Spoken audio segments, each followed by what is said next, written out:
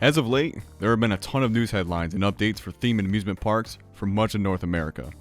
In today's video, I will go over some recent hot topics for a few destination areas, what parks are open for you to visit right now, and what other parks in the different chains that are either planning to open soon or do not have an opening time frame at the time of this upload. Most of which focus on changes in the US with a few exceptions. There's a lot to go over, so let's go ahead and get started. Also want to give a massive thank you to all the channels with free to use footage of the various parks and coasters we'll be talking about. I'll have their name up on the screen as well as links to everything I used down in the description below. Busch Gardens Williamsburg is looking for a late July opening at the earliest, potentially later according to a couple different sources. Kevin Lemke, Busch Gardens Williamsburg president, is quoted as saying, "Based on this guidance and our need for several weeks to turn things back on, we're looking at a closure well into July and maybe later, which will be devastating to our business and the local economy."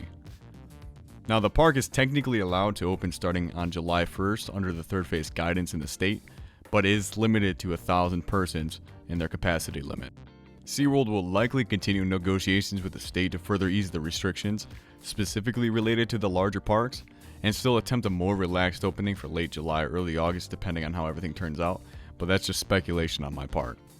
Cedar Fair's Kings Dominion is sharing similar disappointment with the state as Busch Gardens, also stating their frustration with a 1,000 persons capacity limit. They are also looking to negotiate better reopening conditions moving forward. In other news, SeaWorld is currently in $23 million worth of debt based on filed liens in the state of Florida for the Busch Gardens Tampa and SeaWorld Orlando parks, although the company has stated that they are looking to pay off those loans as soon as possible. We don't have too many exact details on the matter, but I suspect that they're looking at their incomes collectively across the parks before making those payments. All of this, of course, impacts the opening of some of the newer coasters that were set to open this season, to include Iron Gwazi, unfortunately. Six Flags St. Louis will open to all guests tomorrow, June 26th. The park, however, is already open for members and pass holders. Indiana Beach hosts a VIP event tomorrow, June the 26th. The park opens up to the public on June 27th. Their operating hours are listed on their website right now. And now moving on to some of the openings and future openings and maybe not so future openings for other parks across the country.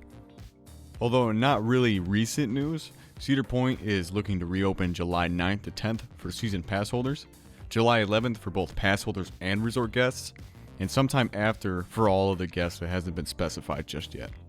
Kings Island will open July 2nd for season pass holders, and then July 12th for all other guests.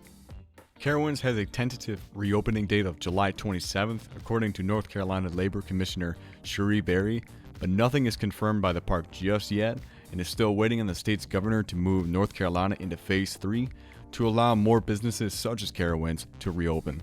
California's Great America, Canada's Wonderland, and Knott's Berry Farm are looking to welcome back their guests sometime in July, where the parks in those areas are expected to move into Phase 3 of reopening, but no dates are in place just yet at the time of this video. No updates or planned opening timeframes are in place for Dorney Park, Michigan's Adventure, and Valley Fair. SeaWorld Orlando, San Antonio, Discovery Cove, and Busch Gardens Tampa have all reopened at this point. Like the other parks in California, SeaWorld San Diego is hoping to reopen sometime in July once the state moves into Phase 3.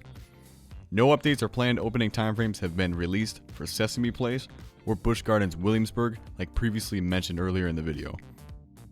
Universal Orlando has already reopened to the public, and Universal Hollywood is also looking to reopen in July like the other California parks.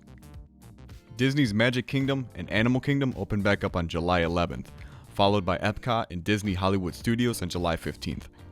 Six Flags Frontier City, Over Texas, Fiesta Texas, and Over Georgia are open at this time.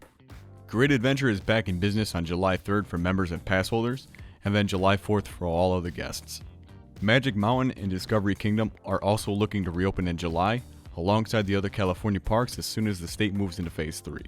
No update on when America, Great America, Darien Lake, Great Escape, New England, La Ronde, or Mexico will reopen to the public.